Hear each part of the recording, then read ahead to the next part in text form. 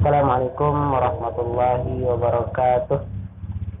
Innalhamdulillah wassalatu wassalamu ala Rasulillah wa la haula wa la quwata illa billah. Amma ba'd.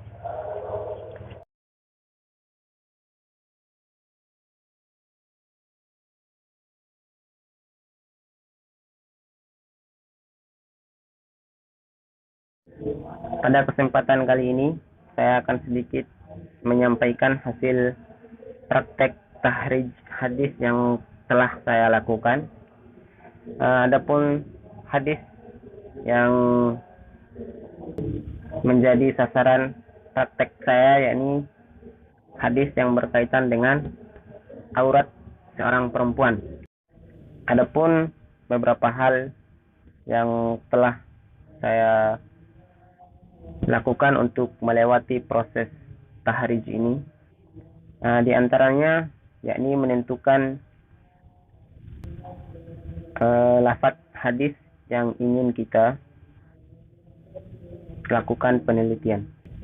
Nah, dalam bagian ini menyadari bahwa betapa banyaknya hadis dari Rasulullah SAW yang membicarakan tentang auratnya perempuan, maka dalam praktik saya kali ini saya mencoba mempersempit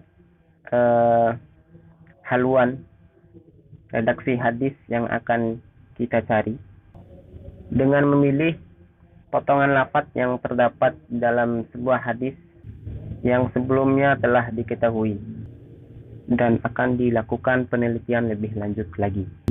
Maka pada kesempatan kali ini, dari betapa banyaknya redaksi hadis yang berkaitan dengan aurat seorang perempuan yang telah disampaikan oleh baginda Nabi, maka saya memilih lafaz lam yasluh an yura sebagai kata kunci untuk mendapatkan hadis yang setema, sehingga kita lebih mudah untuk melakukan penelitian lebih lanjut.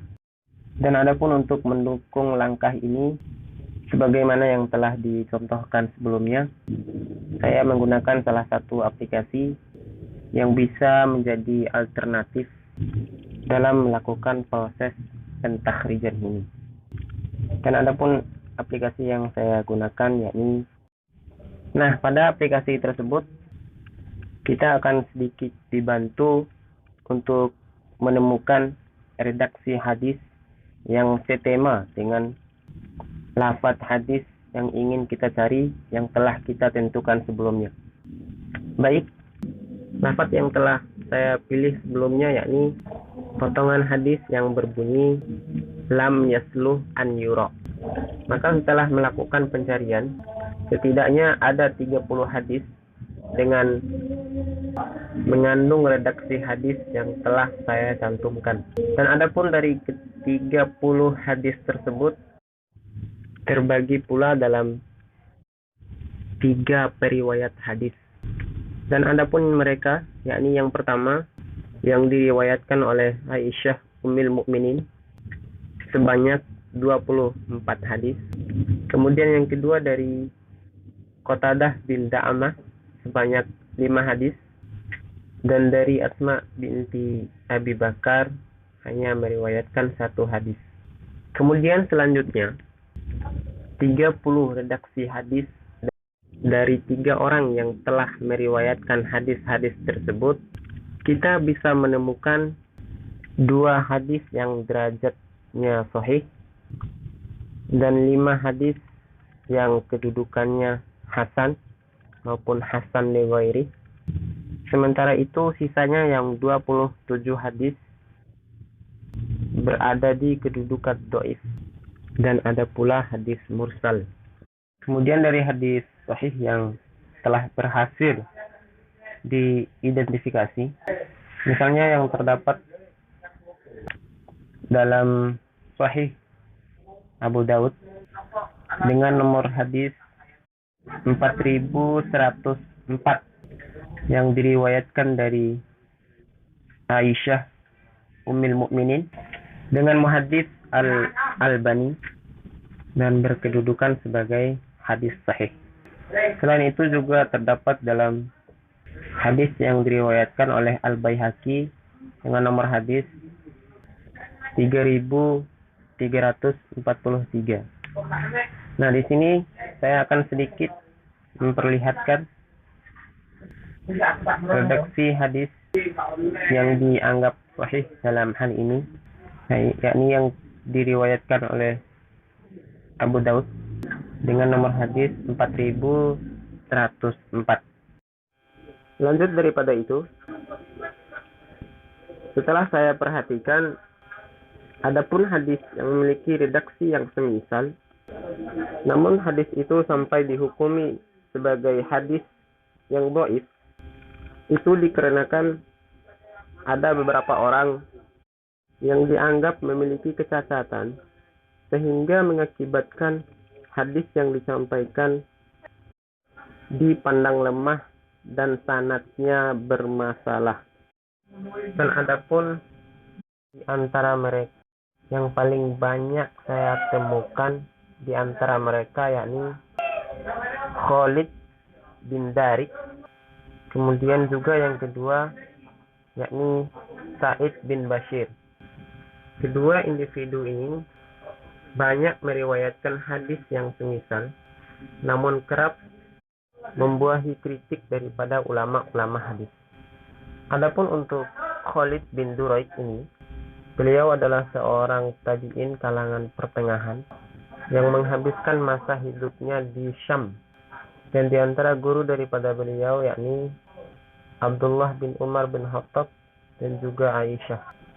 Sedangkan dari Sa'id bin Bashir sendiri, dia berasal dari Basrah dan wafat pada tahun 168 Hijriah. Dan di antara guru beliau yakni Abdul Aziz bin Sahib, Abdullah bin Umar, dan lain sebagainya. Salah satu ulama hadis yang mengkritik beliau yakni Ahmad bin Hambal. Beliau Ahmad bin Hambal mendhaifkan hadis yang diriwayatkan oleh beliau. Begitupun dengan Ibnu Hajar al-Asqalani, beliau juga mendhaifkan hadis yang diriwayatkan oleh beliau. Sementara itu, kecacatan dari Khalid bin Duraik dikarenakan beliau dianggap tidak pernah menerima ataupun mendengar langsung hadis dari Ummul Mukminin Sayyidah Aisyah.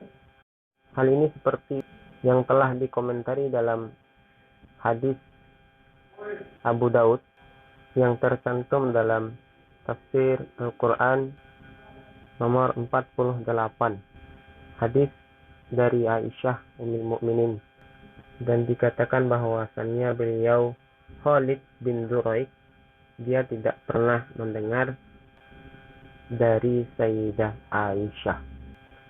Demikian sedikit yang bisa saya paparkan pada kesempatan kali ini.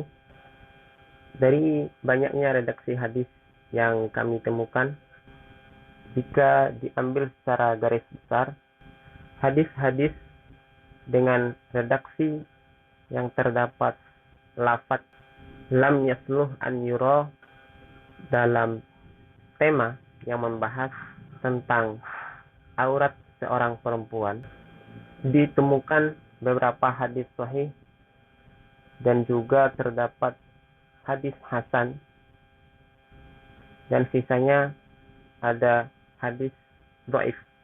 Namun daripada itu, jika diperhatikan, yang menjadikan hadis-hadis ini kedudukannya berbeda-beda, banyak diakibatkan karena adanya kecacatan dalam aspek sanad, bukan dari segi matan. Maka oleh karena itu, hadis ini secara umum masih bisa kita terima karena redaksi yang terdapat di dalam hadis yang dihukumi dhaif tidaklah jauh berbeda dengan hadis yang terdapat di dalam redaksi matan yang dihukumi sahih. Mungkin demikian yang bisa saya sampaikan. Lebih dan kurangnya mohon maaf. Mudah-mudahan bermanfaat bagi kita semua. Billahi taufiq wal hidayah. Wassalamualaikum warahmatullahi wabarakatuh.